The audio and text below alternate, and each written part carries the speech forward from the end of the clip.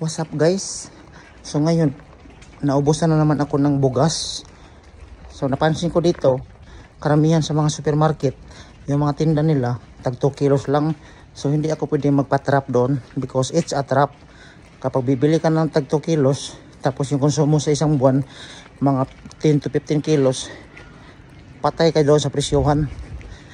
So sige guys, maglakad-lakad muna tayo. Yan, ito yung ating get up. Yan, yellow na cup. Yan, so ayun.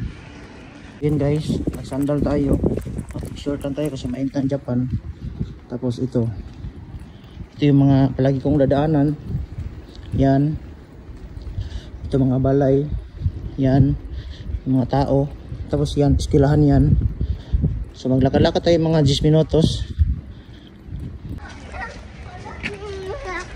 Nakaparehas kami, mga dilaw din yung ano. Yan, dilaw din yung kalo nila.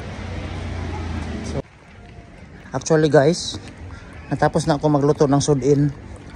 So medyo ginutom ako kasi yung sudin ko ngayon is adobo. Hindi man tayo pwede magkain lang ng sudin lang.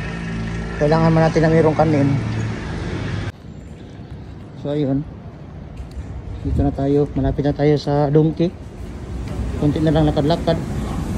Ayan, may mga ilaw na. Open na yung mga restaurant. Sa mga ganitong oras, nag-out na yung mga nagtatrabaho.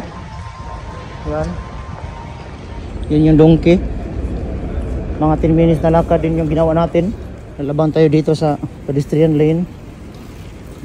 Ayan, yan yung station ng train. Dito marami mga tindahan. May tindahan dito na Sukiya, pero yung target natin is Donkey. Pasok tayo. Yan, welcome.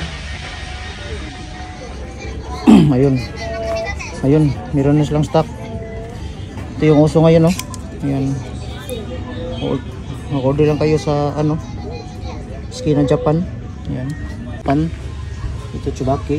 Ayan, order lang kayo, PM lang kayo sa Skin ng Japan page. Ito na.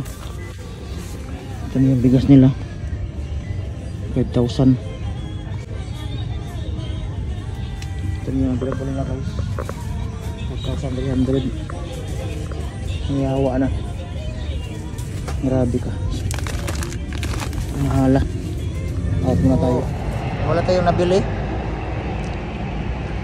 sobrang mahal. Hindi pasok sa budget natin.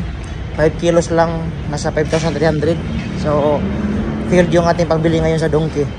So yun lang, maraming salamat. At least nakakita kayo ng ano, Donkey products. Bye bye.